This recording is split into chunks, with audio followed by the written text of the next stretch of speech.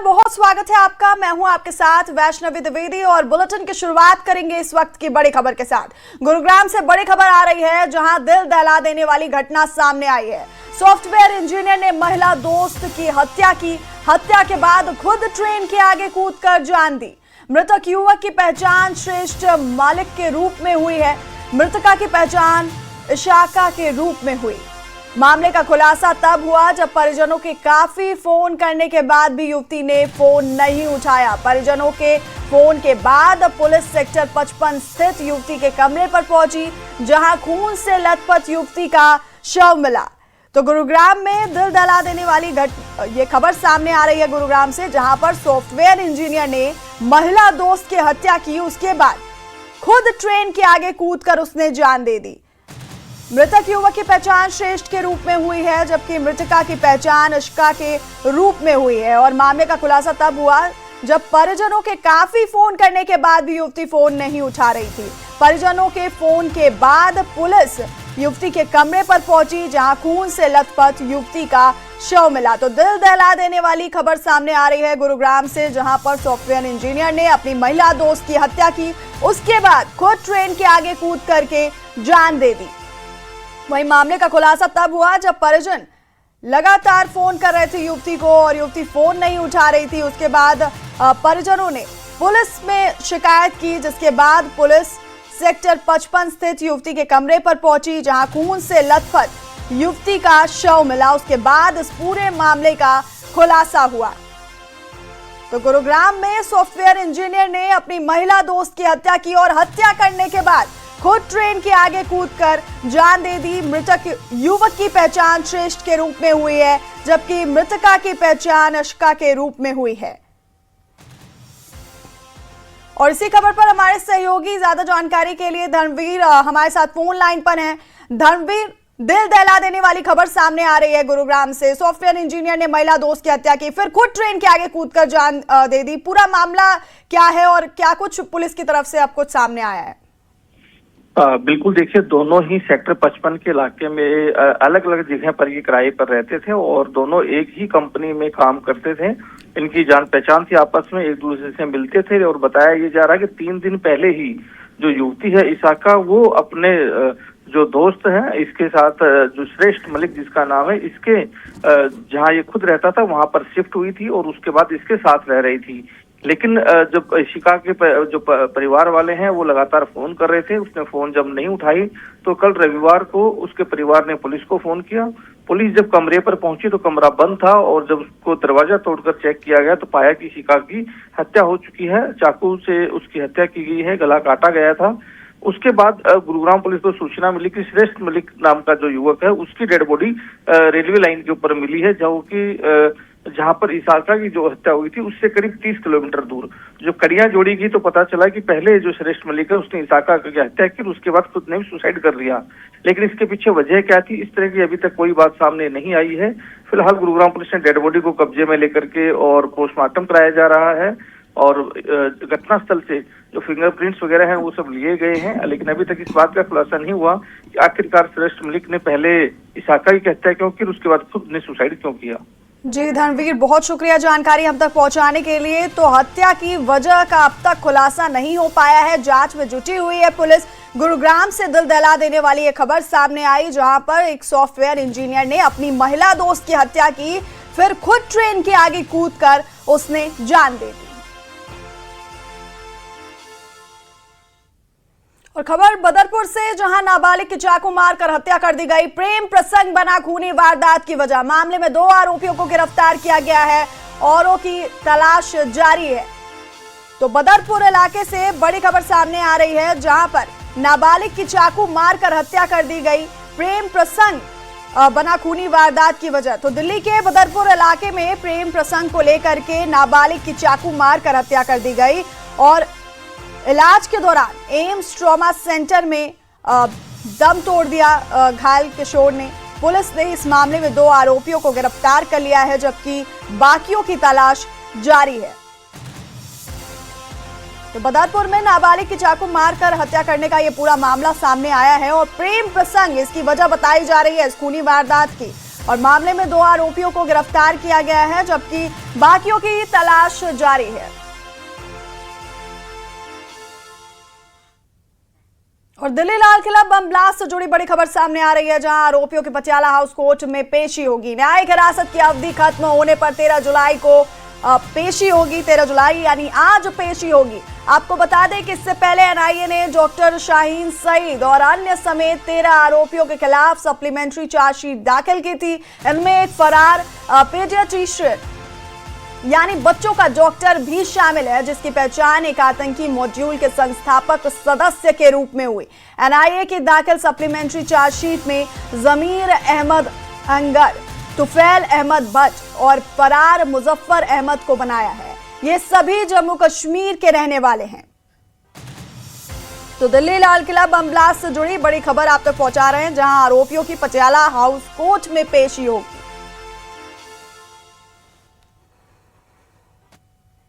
IB officer Ankit Sharma की हत्या का मामला और आज कोर्ट कड़काडूमा कोर्ट इस मामले में फैसला सुनाएगा। साल 2020 में हुए दंगों के दौरान हुई थी हत्या। साल 2020 में हुए दंगों के दौरान इंटेलिजेंस ऑफिसर अंकित शर्मा मौत मामले में कड़काडूमा कोर्ट 13 जुलाई को फैसला सुनाएगी।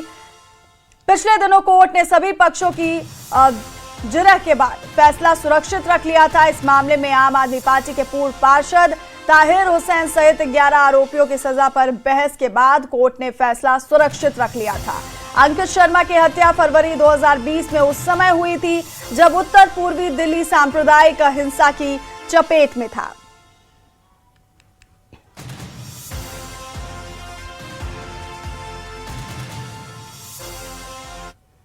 दिल्ली के मोती नगर इलाके में बीते कल अतिक्रमण हटाने की कार्यवाही की गई। जखीरा क्षेत्र में रेलवे लाइन के किनारे बने कई झुग्गी झोपड़ियों और अस्थायी ढांचों पर बुलडोजर चलाया गया। प्रशासन का कहना है कि यह कार्यवाही रेलवे भूमि को अतिक्रमण मुक्त कराने के लिए की गई है। हालांकि कार्यवाही के बाद प्रभावित लोगों में भारी नाराजगी देखने को मिली। उनका आरोप है कि उन्हें पर्याप्त समय दिए बिना ही उनके आशियाने तोड़ दिए गए। प्रभावित परिवारों ने सरकार और प्रशासन से वैकल्पिक आवास और राहत की व्यवस्था करने की मांग की है। हमें बोला गया था ये घर नहीं तोड़ने के लिए, एक बैग लाके इन्होंने तोड़ दिया। सामान तक निकालने का समय नहीं दिया गया। हमने इनसे कहा कि हमें कुछ समय दीजिए, आधा घंटा 1 घंटे के समय दीजिए ताकि हम अपने सामान तक निकालें। वो भी मौका नहीं दिया इन्होंने सीधा बुलडोजर लाया और चला दिया हमारे घरों पे। हमारा जो सामान था सिर्फ हम अपना जान बचा के बाहर भागे हैं। सामान वान सारा कुछ हमने बाहर ही अंदर ही छोड़ दिया। हम लोग यहाँ 15-20 साल से यहाँ पर रह रहे हैं। हम मम्मी पापा सबको यहीं रहे हैं, बचपना हमारा यहीं बीता है। तो हमें रहने का तो चाहिए ना कुछ। हम कहाँ जाएंगे?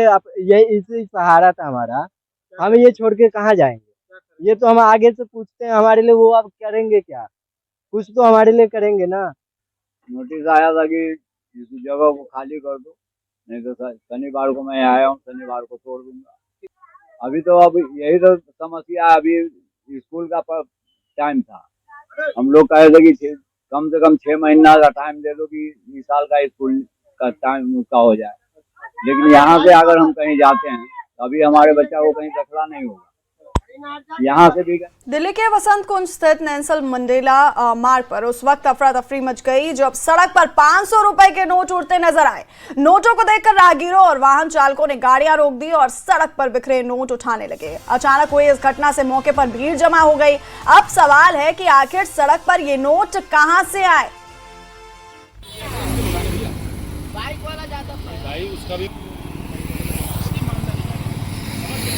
पैसे गिरे हुए थे और क्या कितने नोट थे? तो वसंत कुंज के नेशनल मंडेला मार्ग पर उस वक्त अफरा तफरी मच गई। देखिए हाथों में 500 के नोट लिए ये युवक नजर आ रहा है। दरअसल नेल्सन मंडेला मार्ग पर उस वक्त अफरा तफरी मच गई जब सड़क पर 500 के नोट उड़ते हुए नजर आए और नोटों को देखकर राहगीर और जो वाहन चालक थे उन्होंने गाड़ियां रोक दी और सड़क पर बिखरे नोट उठाने लगे। अरे एक बंदे एक बाइक गिरे।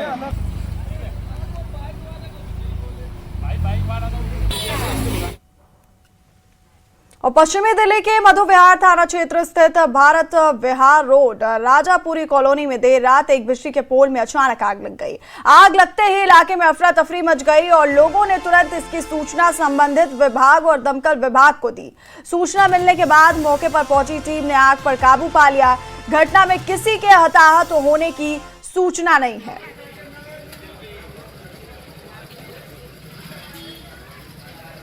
तो ये तस्वीरें आप देख सकते हैं, एक भयावह तस्वीर सामने आई राजापुरी कॉलोनी से, जहां पर देर रात बिजली के पोल में अचानक आग लगी, जिसके बाद इलाके में अफरा तफरी का माहौल देखने को मिला। वहीं तुरंत इसकी जानकारी संबंधित विभाग को दी गई, दमकल विभाग को दी गई। वहीं सूचना मिलने के बाद दमकल विभाग की टीम मौके पर पहुंची और आग पर काबू पाया गया। गनीमत रही कि घटना में किसी के हताहत होने की सूचना नहीं रही।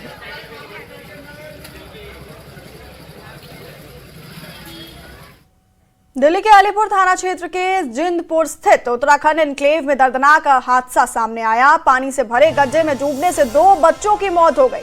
बताया जा रहा है कि दोनों बच्चे नहाने के लिए गए थे, तभी हादसे का शिकार हो गए। करीब 10 से 12 फीट गहरे गड्ढे में पानी जमा था और घटना की सूचना मिलते ही पुलिस मौके पर पहुंची और मामले की जांच शुरू कर दी गई। दोनों बच्चे आपस में रिश्तेदार बताए जा रहे हैं।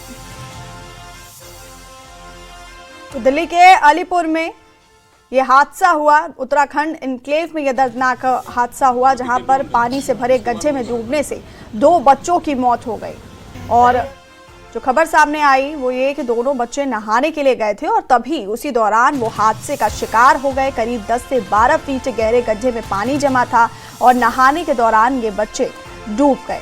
घटना की सूचना मिलते ही पुलिस भी मौके पर पहुंची और मामले की जांच शुरू कर दी है। दोनों बच्चे आपस में रिश्तेदार बताए जा रहे हैं।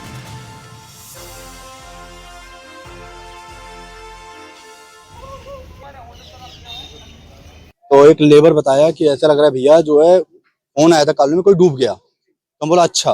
तो फिर मैं बाइक से ही था, फिर बाइक लेके मैं गया। बाइक लेके तो वहाँ भीड़ लगी हुई थी। अब ये भाई साहब जो है हमारे सुंदर जी हैं, इन्होंने शायद एक बच्चे को निकाल दिया था उस टाइम। तब मैं पहुंचा, तो जब मैं पहुंचा तो उधर देखा कि पूरी पब्लिक है। अब ये भी बेचारे परेशान हो गए। फिर मैं बोला कि तैरने मुझे भी आता, मैं भी कूद के देखता हूँ। फिर मैंने कूद के देखा, फिर वो दूसरा बच्चा फिर जाके डुबकी लगाई, फिर तीनों एक साथ गए, फिर जाके हमने बच्चे को निकाला। अब ये देखो पता नहीं है, तो खेत वाले वहाँ पे खेत में गड्ढा था, अब उन्हीं को पता होगा, या घास वाला या खेत वाला, जो भी है पता नहीं है, वो तो पता ही लगेगा। भैया 2 बच्चे उसमें डूबे हुए थे। तीसरे बच्चे ने आवाज मारा, अंकल आ जाओ। उसकी आवाज हमारे तक नहीं पहुंचती थी। फिर मैंने इशारा से मैंने क्या बोला, अंकल दो बच्चे इसमें गिर गए। हमने सीधे कुछ नहीं देखा, उसमें कूद गया। एक तो पहले निकाल लिया, दूसरे बच्चे कम से कम 15-20 मिनट बाद मेरे को धरती में चिपक गया, तो पानी पी के भारी हो गया, तो नीचे निकल गया। 15-20 और पब्लिक आई, तो फिर उसके बाद हम निकाल दिए। ये पता नहीं चाहिए, तो नहीं बता सकता किसी के लिए खुद गए थे, क्योंकि हम लोग कॉलोनी में रहते हैं, ज्यादा उधर से आन जान कम करते हैं, अब पक्के से जाने करते हैं। अब ये नहीं पता किस वजह से खोज रखे थे, इतना मेरे को ये तो पता हम नहीं बता सकते सर। मतलब कहने का मतलब है कि वो तीसरा बच्चा चिल्लाया जब मेरे को पता पड़ा। हम तो खोजे कि बच्चे ऐसे खेल रहे हैं जैसे कीचड़ फीचड़ में, जब वो इशारा किया उसकी आवाज नहीं, तो हमको इतना पता नहीं है। बच्चों के एक तो होगी जी 12 साल करीब, एक 13 से 1 साल का फर्क, 12-13 साल के बच्चे हैं सब। दिल्ली की अनअधिकृत कॉलोनियों में रहने वाले लाखों लोगों के लिए मालिकाना हक की प्रक्रिया को तेज करने की तैयारी है। पीएम उदय योजना के प्रभावी क्रियान्वयन के लिए दिल्ली सरकार ने केंद्र से 100 करोड़ रुपए की मदद मांगी है। इस योजना के तहत संपत्तियों का सत्यापन, डिजिटल मैपिंग और भू अभिलेखों को अपडेट करने का काम किया जाएगा, ताकि लोगों को प्रॉपर्टी के कानूनी दस्तावेज और रजिस्ट्री की सुविधा मिल सके। आखिर क्या है पीएम उदय योजना, कैसे मिलेगा अनधिकृत कॉलोनियों में रहने वालों को मालिकाना हक? देखिए रिपोर्ट।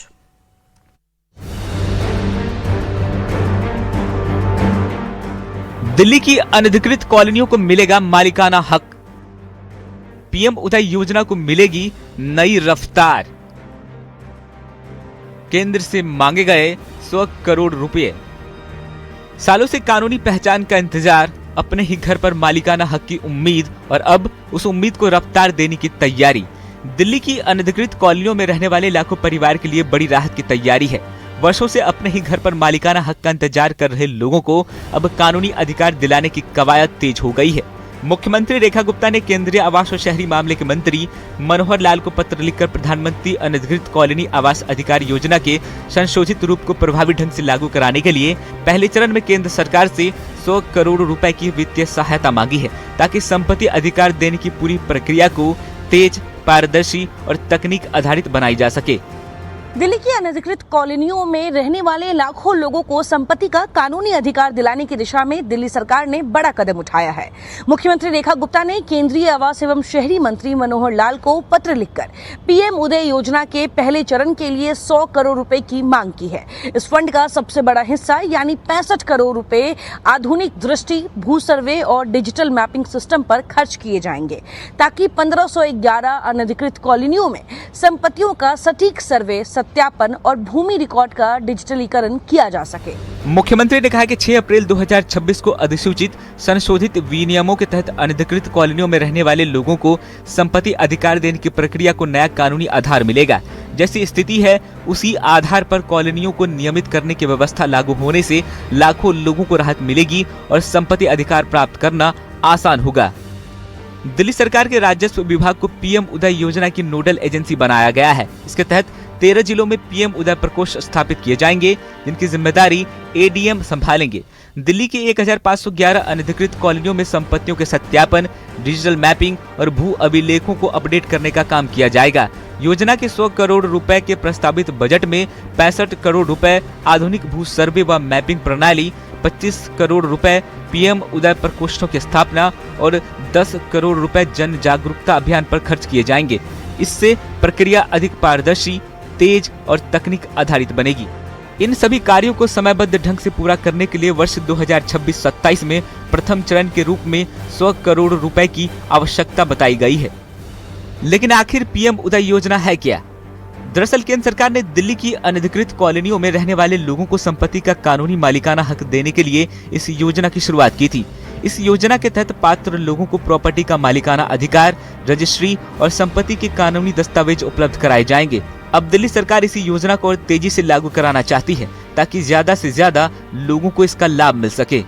मुख्यमंत्री का कहना है कि 6 अप्रैल 2026 को लागू हुए संशोधित नियमों के बाद अब जैसी स्थिति है उसी आधार पर नियमितीकरण की प्रक्रिया को कानूनी आधार मिल चुका है। ऐसे में अगर केंद्र से समय पर यह वित्तीय सहायता मिलती है तो दिल्ली के लाखों परिवारों को अपने घरों पर कानूनी संपत्ति अधिकार मिलने की प्रक्रिया और तेज हो सकती है।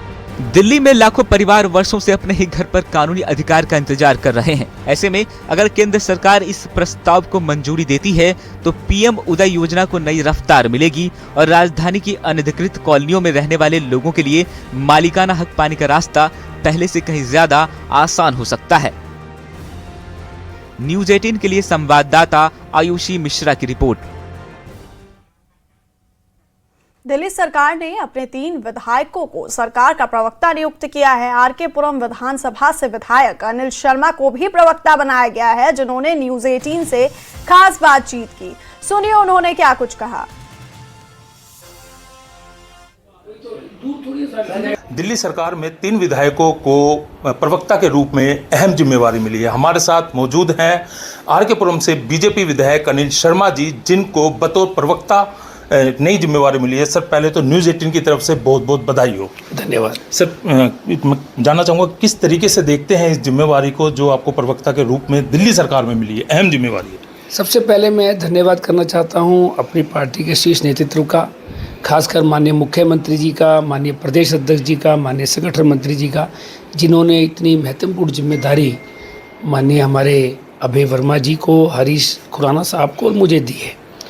मैं तहे दिल से धन्यवाद भी करता हूं, क्योंकि अब जो भी इश्यूज़, खासकर दिल्ली सरकार जो बहुत अच्छा काम दिल्ली में कर रही है, 1.5 साल में जो 10 साल से 11 साल से रुकी हुई दिल्ली थी, अब वो दिल्ली चलने लगी है। आने वाले समय में दिल्ली जो अब चल रही है, दिल्ली दौड़ेगी। तो वो जो काम दिल्ली सरकार कर रही है, उन कामों को हम ज़्यादा से ज़्यादा लोगों तक पहुँचाने का जो हमारा लगातार प्रयास ऑलरेडी सरकार कर ही रही है, उसको और ज़्यादा कैसे गति दी जाए, वो जनता के बीच में वो सारे मुद्दे कैसे जाएं, उस पर हम भी सरकार की तरफ से जो जो चीज़ें हम कर रहे हैं उसको पहुंचाने का प्रयास करेंगे। साथ ही जो कमियां जो खासकर अपोजिशन पार्टी अभी कुछ मुद्दे उठाने की कोशिश करती है, जिन्होंने कुछ किया नहीं दिल्ली के लिए 10 साल तक, अब वो आज वो 1.5 साल में चाहते हैं कि दिल्ली का सब कुछ 100% ठीक हो जाए। ऐसे कोई चांस लगते नहीं है कि उनको हमें बताना पड़ेगा कि तुमने 10 साल में बहुत पीछे कर दी और 1.5 साल में हम लोग दिल्ली को काफ़ी हद तक आगे ले आए हैं। रेखा गुप्ता सरकार ने दिल्ली में बहुत महत्वपूर्ण फैसले लिए हैं, चाहे वो ईवी पॉलिसी हो, चाहे महिला की सुरक्षा हो।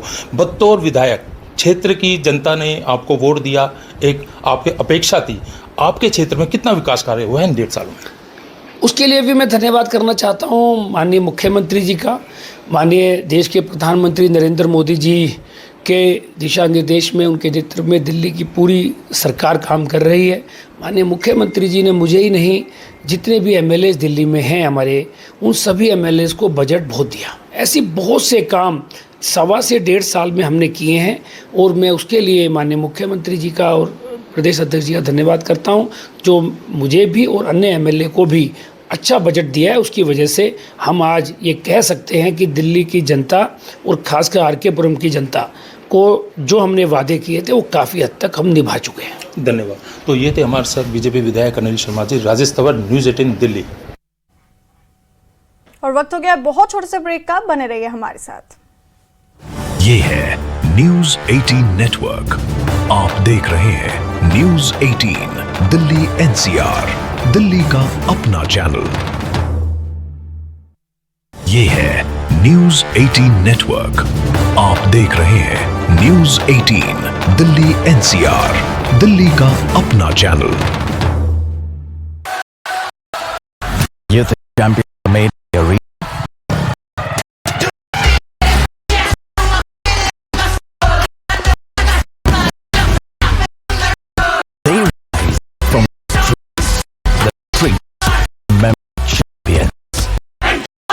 ये है न्यूज़ 18 नेटवर्क, आप देख रहे हैं न्यूज़ 18 दिल्ली NCR, दिल्ली का अपना चैनल। ये है न्यूज़ 18 नेटवर्क, आप देख रहे हैं न्यूज़ 18 दिल्ली NCR, दिल्ली का अपना चैनल। मॉनसून सत्र से पहले केंद्र सरकार ने बुलाई सर्वदलीय बैठक। 19 जुलाई को सुबह 11 बजे होगी बैठक। 20 जुलाई से शुरू हो रहा है संसद का मॉनसून सत्र।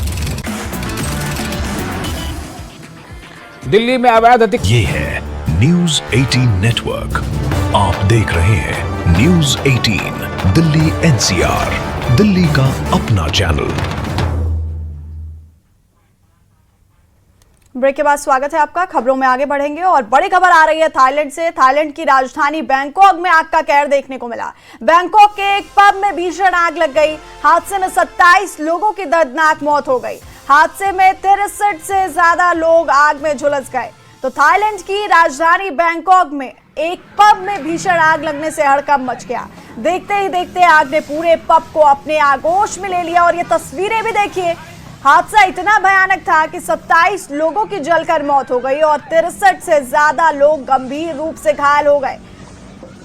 चश्मदीदों के मुताबिक पब में आग इतनी तेजी से फैली कि लोगों को बाहर निकलने का मौका तक नहीं मिला। कई लोग जान बचाने के लिए पब के पिछले हिस्से और बाथरूम की ओर भागे, लेकिन वहीं धुएं और आग के बीच फंस गए। रेस्क्यू टीमों ने देर रात तक सर्च ऑपरेशन चलाया। शुरुआती जांच में आशंका जताई जा रही है कि पब में पर्याप्त फायर एग्जिट नहीं थे, जिससे बड़ी संख्या में लोग बाहर नहीं निकल सके और उनकी मौत हो गई। फिलहाल आग लगने की असली वजह का पता नहीं चल सका है, लेकिन ये हादसा थाईलैंड के सबसे भीषण नाइट लाइफ अग्निकांडों में से एक माना जा रहा है। तो बैंकॉक में ये आग का कहर देखने को मिला, जहां पब में ये भीषण आग लगी और हादसे में 27 लोगों की दर्दनाक मौत हो गई। वहीं 63 से ज्यादा लोग इस आग में झुलस गए। और ये 3 तस्वीरें भी हम आपको दिखा रहे हैं। बैंकॉक में आग का कहर और आग में 27 लोगों की मौत हो गई है। 63 से ज्यादा लोग आग में झुलसे हुए हैं। वहीं देर रात तक इलाके में रेस्क्यू ऑपरेशन चलाया गया। तो ये 3 तस्वीरें थाईलैंड के बैंकॉक से सामने आई हैं, जहां पब में भीषण आग लगने से हड़कंप मच गया। 27 लोगों की जलकर मौत हो गई। 63 से ज्यादा लोग, आपको बता दें, गंभीर रूप से घायल लोग जिंदगी और मौत की जंग लड़ रहे हैं। वहीं रेस्क्यू ऑपरेशन भी देर रात तक चलाया गया। और पब में आपको बता दें इतनी तेजी से ये आग फैली कि लोगों को बाहर निकलने का मौका तक नहीं मिला। कई लोग जान बचाने के लिए पब के पिछले हिस्से में भागे, बाथरूम की तरफ भागे, लेकिन धुएं और आग के बीच वो फंस कर रह गए। रेस्क्यू टीमों ने देर रात तक सर्च ऑपरेशन चलाया और शुरुआती जांच में आशंका जताई जा रही है कि पब में पर्याप्त फायर एग्जिट नहीं थे, जिससे बड़ी संख्या में लोग बाहर नहीं निकल सके और वो पब के अंदर ही फंस गए और उनकी मौत हो गई। फिलहाल आग लगने की असली वजह का पता नहीं चल पाया है, लेकिन ये 3 तस्वीरें हम आपको दिखा रहे हैं पब के अंदर जब आग लगी उस वक्त की तस्वीर देखिए, किस तरह से आग का कहर देखने को मिला। वहीं 27 लोगों की इस आगजनी में मौत हो गई, 63 से ज्यादा लोग गंभीर रूप से घायल हो गए। देर रात तक इलाके में रेस्क्यू जारी रहा, रेस्क्यू ऑपरेशन वहां पर चलाया गया।